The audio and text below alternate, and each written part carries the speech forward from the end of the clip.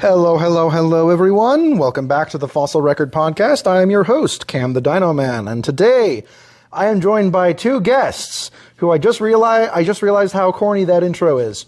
That was amazing. What are you talking about? Yeah, so my two guests here, I'll let them introduce themselves. Alrighty. Well, ladies first. Oh, thanks. Hey, my name is Hannah LeMay. I am here just helping out Cam with personal project, and I'm really excited to be here. I'll let other guests perfect. introduce. Yes. Hello, my name is Cooper Merrill. I'm an aspiring author and storyteller myself, and I'm super honored to be featured on this podcast and part of the amazing project, A Demon in Romania, which is going to be super amazing. We'll talk more about it in a bit, but yeah, I have my mission call. I'll be serving in Columbus, Ohio, September of 2026. Yeah. I'll be back in November or October of 2028. So there's that. Anyways, enough about me. Back to Cam the Dino Man. Yes. All right. So first, let's just start with how we all met. Oh, perfect. Which we all know. I forget how I met you, Hannah, but I think it was just through Cooper. Yeah, I mean, it was in Camelot. Yeah, we were all in high school. Yeah. I was a senior, and you two were sophomores. Yeah. And for those of you who may not know, Camelot was a musical. It's a Golden Age musical about the Knights of the Round Table and Arthur and Guinevere and Lancelot. It's like a love triangle story. It's really fun. Lots of swords. Lots of singing and fun memories. I got to chuck Mason by grabbing his hair. Oh, yeah. I mean, I'm going to be honest, Camelot was like where I met you, but I think where I got to know you was to see the stars, which was another production we did. We always kept making puns with some of the random, what was it, tape and screws and scissors. And I forget some of the exact puns, but holy cow. I know, I have this, like, one of my favorite production photos from high school theater is one of just me and you standing, because we're both the dead characters. Oh, yeah. So me and you were, like, standing next to each other, and I think you were yapping about your daughter, and then I was yapping about your daughter as the character. So I just love that moment. So yeah, that's pretty much. I just remember your epic beard, bro. That was like... Oh, that's so true. Which I'm trying to grow back. This is a man right here.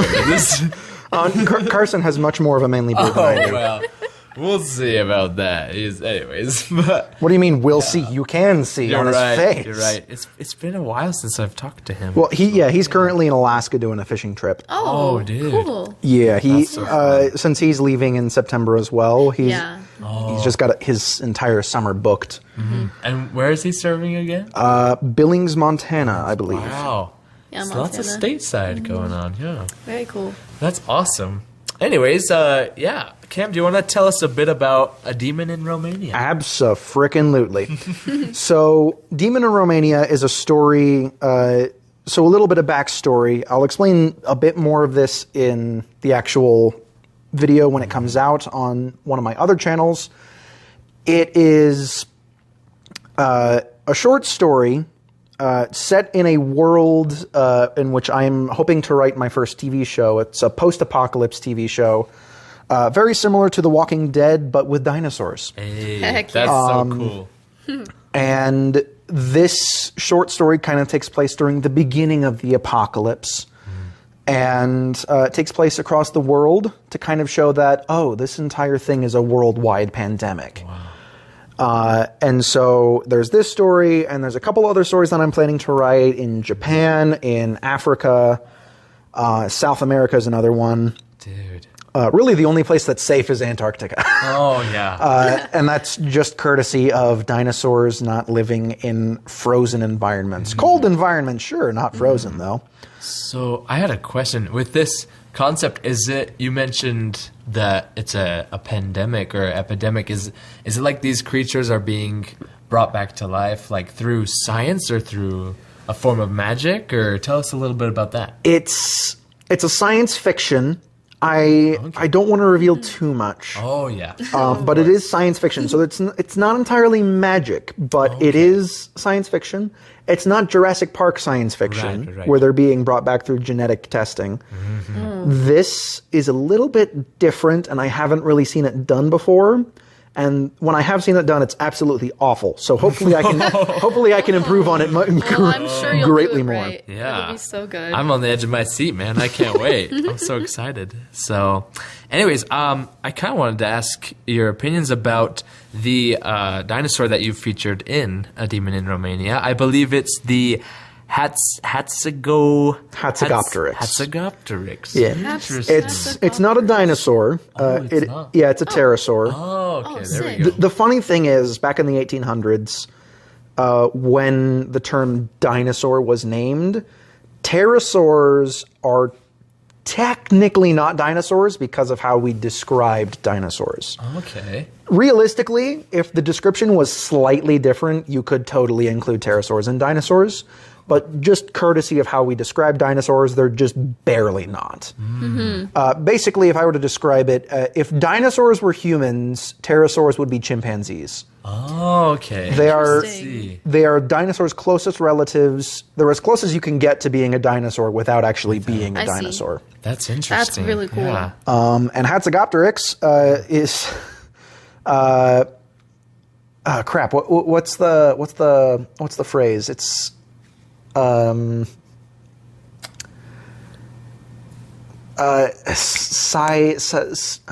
He's thinking. my vocabulary is just gone. His mind is so vast and broad. It's Yes. just That he has to.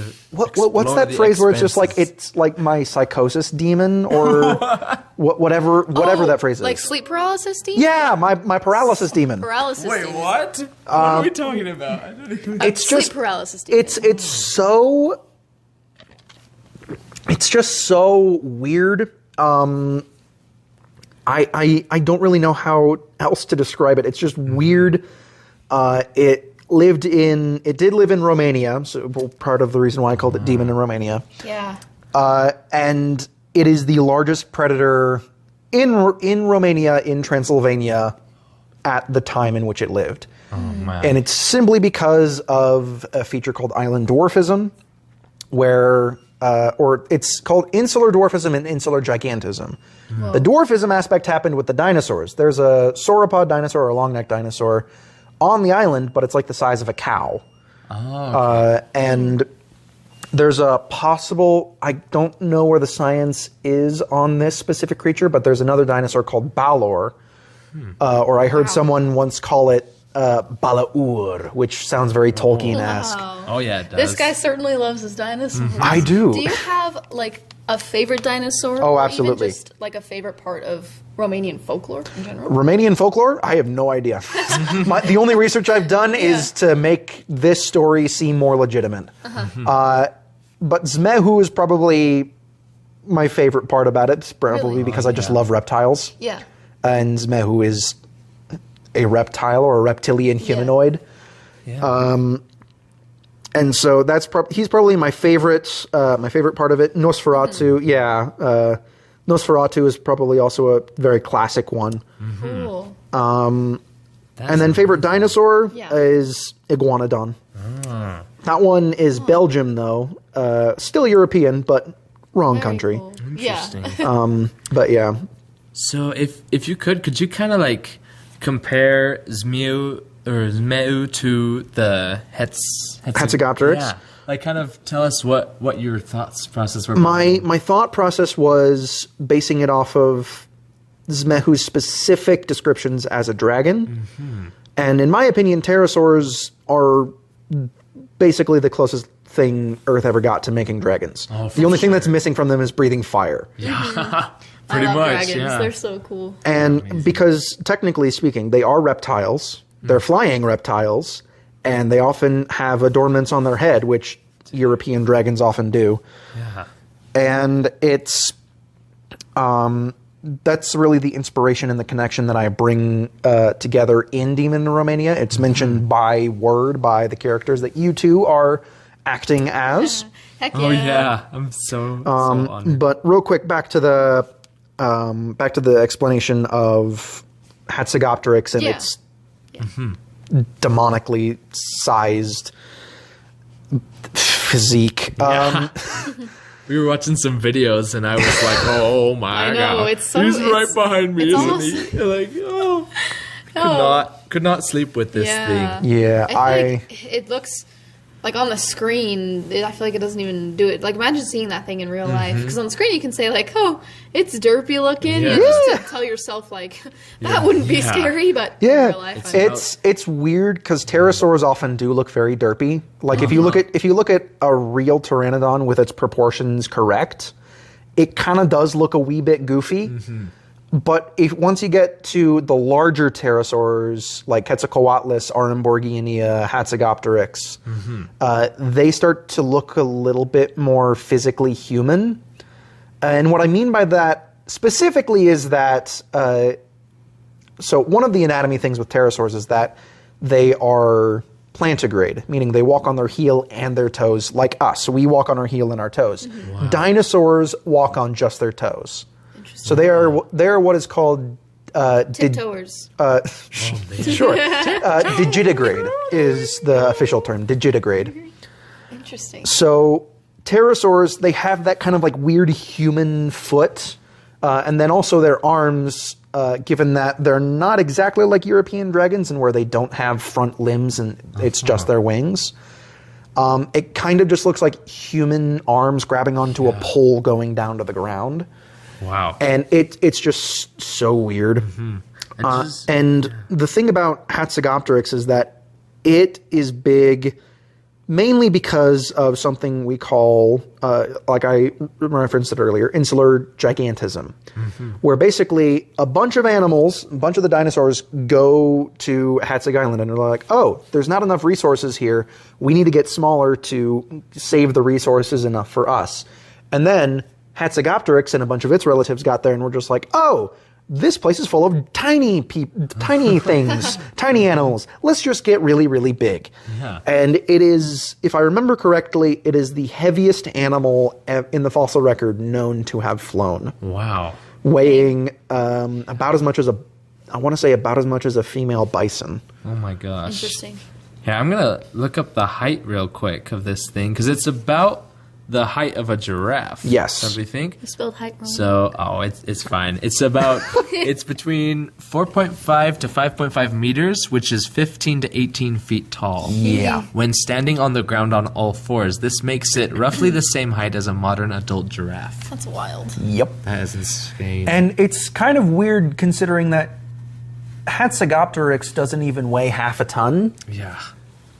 Wow. But a giraffe, which is around the same height, weighs around 2 tons. Oh my. So they're like 4 times lighter than a giraffe, Wow. To get while still being the airborne. same size, Yeah. volumetrically. Wow. And some key dimensions here. The wingspan is about 10 to 12 meters, which is 33 to 39 feet long. That is, Comparable to a small aircraft. yeah, that is estimated. Estimated. Okay. Because the only stuff that I think we know of Hatzegopteryx is the front of its lower jaw and some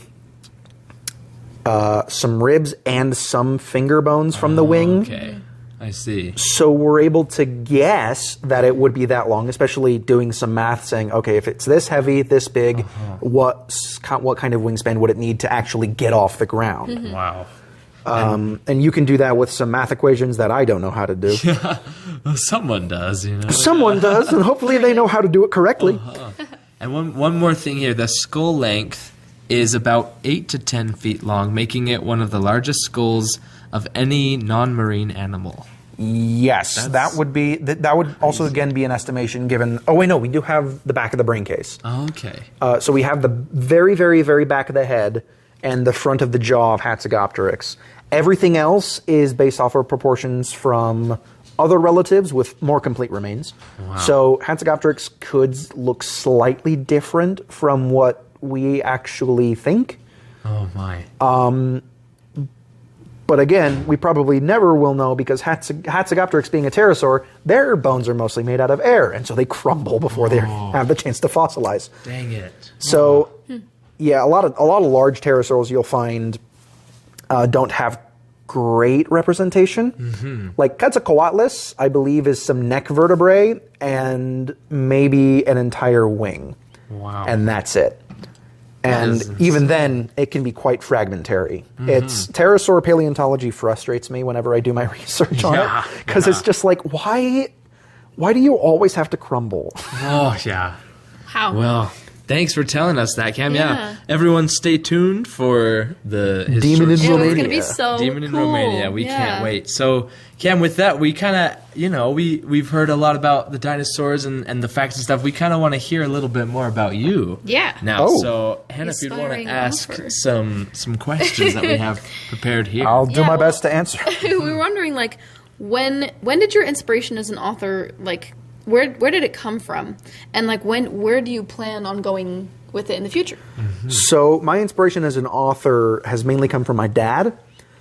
Quick plug for my dad. He is a published author, self-published author. Wow. He's been publishing for since 2013, so that would be 13 years. That's my. how old my little brother is. Oh, look Fun at fact. that. And in that 13 years, he's come out with, now I got to count all of his books. 1, 4, 5, 6, 7, 8, 9, 10, 11, 12, 13, 14, Wow. 15, 16, 17, 18, around 18 or 19 books. Wow. I have 2 of them. I have cracked the first one open and I haven't finished it, but like, yeah, they're interesting. They're like science fiction. Yeah, so Stories? he writes a bunch of different kinds of stories, mainly science fiction. His 2, in my opinion, his 2 best series are science fiction taking place in the same universe. Okay. And then the next one is also science fiction / kind of magic. And that's where, like, as kids, me, my brother, and my sister were just like, why aren't we in the stories? And so he was just like, I'll write them a story. And so it's basically just us That's going so back in time cool. to Wow. stop ancient treasures from being stolen. That one's called Time Pirates. Oh, nice. And then he's written a music book. He's written a semi-autobiography about working in a grocery store. Okay. That one's called My Life as a Serial Stalker. Wow. So I can definitely see how he's big inspiration to you. That's Yeah, very cool. he's been writing, and as a kid, writing has always been very difficult for me. Yeah. I'm very neurodivergent, and so getting things on a page is very, very difficult for me. But my dad has always been a great inspiration for my writing. For sure. And then I discovered screenplay writing. And then I'm like, oh, okay, I don't have to be as descriptive. I can just do screenplays. And so part of that is raising the interest in writing this TV show, which Demon in Romania is kind of kicking off. Oh, yeah. It's the little preview, if you will. Yeah, and then it isn't until recently where I've started to like really go into, okay, what goes into writing, what goes into screenplaying, what goes into just authoring as in general. And so now I'm actually starting to write a little bit more. I'm also in the process of writing a dinosaur fantasy book, as well as a superhero book. Oh, heck yeah. Are there any other You have a coloring book out right now, I right? do. That one just came out. Thank you for reminding me. Of course. That's so awesome. Yeah, that one's crazy. I spent 3 years trying to figure out how to get it to work. And then I finally got it mostly done. And I'm just like, okay, wait, I know a paleontologist now. I asked him if he's just like, hey, do you want to possibly review the dinosaurs in my coloring book? And he proceeded to send me a page and a half of notes. Oh, my gosh. That is so And so I edited it to hopefully his best criteria. And Yeah. hopefully it's as... Oh, I bet it's there's amazing. already a dinosaur that's out of date. Oh. Sadly. Aw. I was in the middle of trying to get the actual like illustrator's copy to me, and then a scientific paper came out saying that, hey, this dinosaur now looks slightly different, and I'm like, dang nabbit. Oh, come on. That's unfortunate. Yeah. So yeah, could you kind of tell us like what you plan on doing in the future, like with this podcast and the other projects that you have? Yeah. So for this podcast, I mainly just plan to do it on and on and on because there's a lot of misinformation about the fossil record, paleontology, and there's also a lot of unintentionally hurtful stigmas. Like there's a recent phrase going around that I 100% agree with, saying that people are treating paleontology too much like a fandom and not enough like a science. Because recently, you guys probably don't know a whole lot about this, just given that you guys don't study dinosaurs day to day. But there was a dinosaur, and in a scientific paper they were talking about, I don't remember exactly what the topic of the paper was, but they were comparing anatomy to a very fragmentary dinosaur called Ceratochrystus, and they were comparing it to another dinosaur called Suchomimus. Wow. And it looks very, very similar. They could be the same thing. And so when that was suggested, despite them saying that it could be, we need more research to be done on that regard, because all they did was make an observation. Everyone on the internet was flipping out, saying, Suchomimus is gone! No, it's not. It was a suggestion. That is just like, hey, someone might want to look here a little closer. It's almost like the death of a character or something. Not even the death of a character, but it's just like, Suchomimus is still going to exist. We still have its bones. It's just going to be called something else. That's it. It's not the end of the world like people are claiming it is. And like funny. Also the same thing with like people claiming that feathers ruin dinosaurs. Like no, it's a science. Cool, Feathers are sick. I love them. Have you guys seen a bearded vulture? No, but those are freaky looking. Up right now. They are hyper carnivorous. They will eat everything. Whoa. Everything. That's really cool, actually. They will eat the flesh. They will eat the bones. I've seen them down a femur bone before. Oh my gosh! Like in person? No, not in person, but I've seen a video of like someone giving them like a femur bone of like some animal, and it's an entire femur bone, and they just grab it and just hulk it down their gullet. Oh, gross. Yeah, like that. Oh my gosh! Yeah, crazy. it's freaky. Oh Wow. dude. Yeah, and also people who say feathers aren't scary clearly have never met a goose. Oh, goose or Geese. bro. Geese are freaky. Oh, get out. Goose Geeson, like Brian Regan. Anyways. Yeah, hopefully that answered that question. Yeah. Oh, wow. Well, we have kind of a question to kind of, close it off a little bit. Like, we wanted to ask, what advice do you have for aspiring paleontologists and storytellers alike? For aspiring paleontologists, I would say, like, if you have a passion and you're 100% like into it, this is kind of a soft thing. Something that I've kind of personally discovered is that you don't need to go to college for it. Most of the research is available online for free. Sometimes there is a paywall behind certain scientific papers, which sucks. Yeah. But usually you can read it all online for free and do your research and learn about anatomy. I've slowly been doing that over the past 3 years. Wow. And it's been amazing. And also going to your local museums, figuring out, okay, this museum says this museum says this, the science that I've been reading about, the scientific papers say this, and also being very particular, because sometimes the scientific papers can be very confusing. There was one that came out saying that lips are the default of all reptiles, and from the Triassic, and it was so weird, and if you two read the paper, you would find it convincing. I found it a little bit convincing. And then I asked a paleontologist that I know, who had also read the paper, and he's just like, what do you find convincing about this? There's, nothing. They mentioned contradictory research, so they can sometimes use that scientific jargon to confuse beginners. So just being aware of that, and also just being aware of where to find good information, what is good information, and also this is more to the paleontologists that are starting off as hardcore dinosaur nerds. It's okay when things aren't accurate. It's totally okay, because technically speaking, none of our depictions are accurate. Right. They can be defendable, but not necessarily accurate. We can't really know for sure. No, we don't know if T-Rex had Botox or not. Sorry.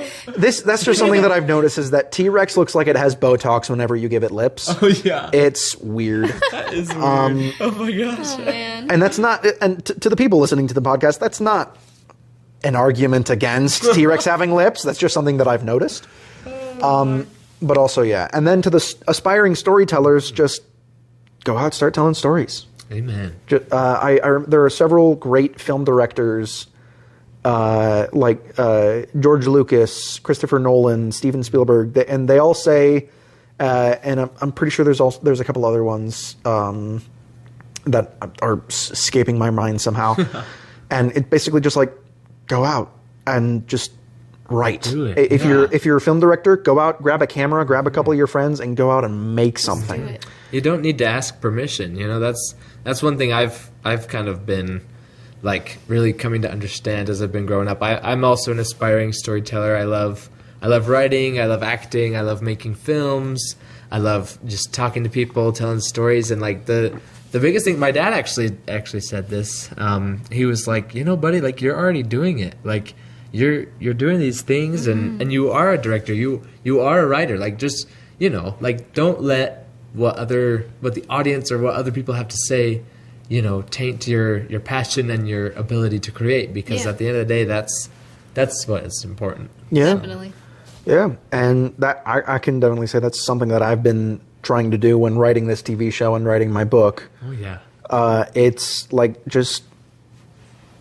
it's just telling stories is a centuries-old thing. It's surprisingly easy. Yeah. Now, telling It's a so good fun. story is a little bit harder, Right. but just telling a story is easy. I could do that right now. I won't. But yeah, well, You could easily do that. Bill went out and bought some skates, and then he went out to the skate park to impress his crush or whatever. True, bro. there you go. I wonder yeah. Is that how? No. Oh, You just had a spill My in the apologies, studio. This very high quality studio. It ain't high quality, but yeah. You guys still talk. I'll get some paper towels. Perfect. Well, I think while we're talking about this, we could kind of address. This is like me and Hannah's first time ever doing my first time ever doing like professional voice-over and like voice acting. well, I mean, I've had a couple projects in the past that I would not say are professional, but I've had some past little auditions for things and stuff before, and voice acting is something that I always wanted to do when I was a kid. So, But yeah, I've always been fascinated with voice acting, you know, because like as a stage actor, which is kind of the space in which I feel like me and Hannah and Cam come from, is performing very, very dramatically and very, very passionately on stage for live audiences. Like it's a whole different medium to perform behind the behind the screen and behind the audio. Like it's almost like it's intimate, you know, and you can't really express as dramatically as you can on the stage, which is good, but it's also tricky. Like it's different. It's tricky for sure. to scale it back. And Yeah. Yeah, I've heard some voice actors talk about like the difference between like acting and voice acting, Oh, for sure. where it's like usually a voice acting stint for a TV show episode is like 7 hours. Oh, wow. And a new voice actor was just like, "Oh, I can get this done in 2." And then by the end of the 3rd hour, he's just like, "Oh, this is hard. No wonder this is 7 hours." It takes like training and practice and reading out loud and really audiobooks. does. Like I listen to audiobooks when I'm at work, and it's just like it's insane how long they can talk and how consistent they can stay. You know? Yeah.